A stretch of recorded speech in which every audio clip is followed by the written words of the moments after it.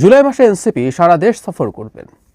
অনেকগুলো জেলা সফরের পর আজ তারা গোপালগঞ্জ যাচ্ছেন।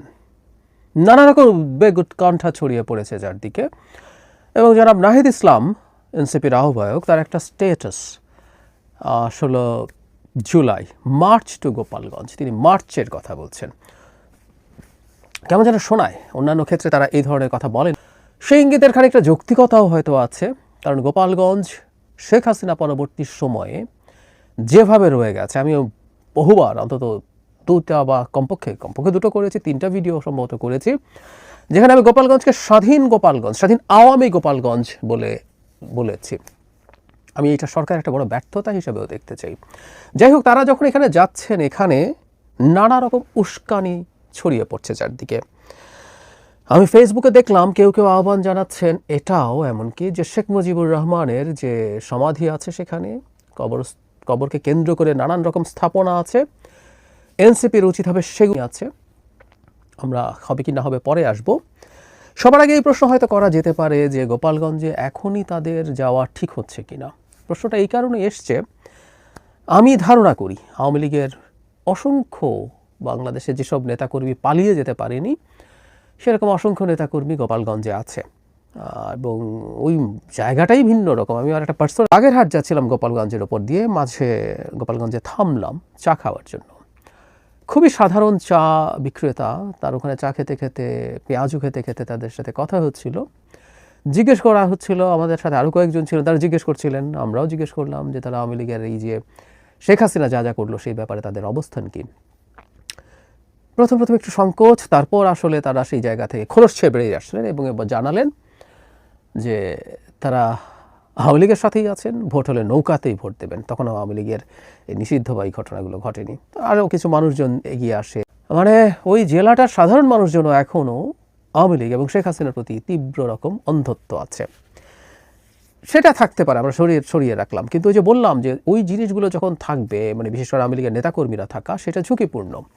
সেনাবাহিনী 5 আগস্টের পরবর্তী সময়ে অ্যাটাকড হয়েছে, বিএনপির একটা বেশ লম্বা একটা গাড়ির কনভয় অ্যাটাকড হয়েছে, একজন মারা গিয়েছিলেন।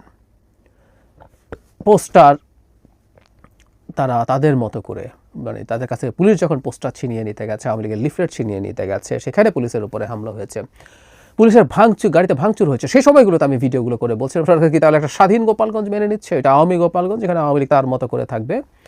এবং আমার দাবি ছিল এখানে একটা সাঁড়াশি অভিযান, একটা চিরুনি অভিযান চালানো দরকার, যেখানে আওয়ামী লীগের সন্ত্রাসীরা যদি লুকিয়ে থাকে তাদেরকে খুঁজে বের করা দরকার।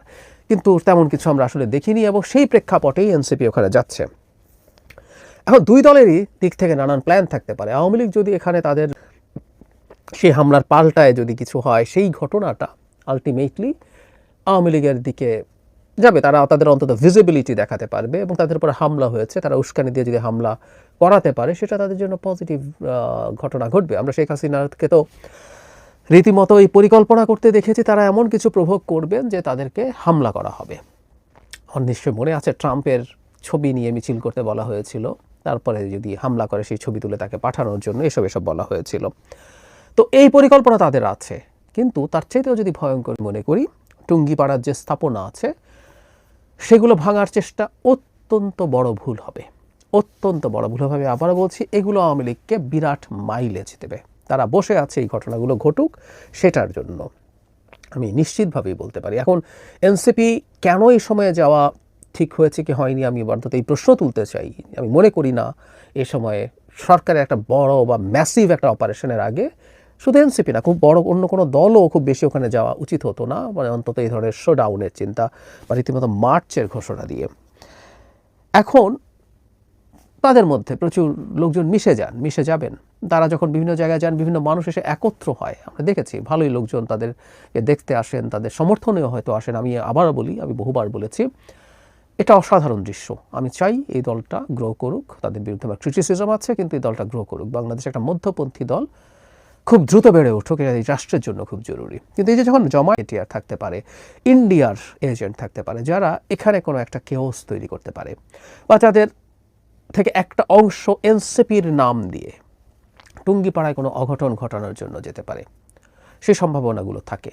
আমি জানি না এনসিপির পরিকল্পনা কি, তাদের পরিকল্পনা হওয়া উচিত হবে কোনোভাবেই তাদের এই যাত্রা, পদযাত্রা বা তার ভাষায় মার্চ, জনাব নাহিদ ইসলামের ভাষায় মার্চ, সেটা যেন টুঙ্গিপাড়ার কাছাকাছি কোনো দিক দিয়ে না যায়। তখন যদি সেখানে কোনো ঘটনা ঘটে, সেটাকে আইসোলেট করে বলা যাবে যে সেটা আওয়ামী লীগ ঘটিয়েছে, তারা একটা পরিস্থিতি তৈরি করার জন্য, তাতে অন্তত সমস্যা হবে না। কিন্তু তারা যদি সেই টুঙ্গিপাড়ার সেই স্থাপনার কাছাকাছি দিয়ে যান এবং সেখান থেকে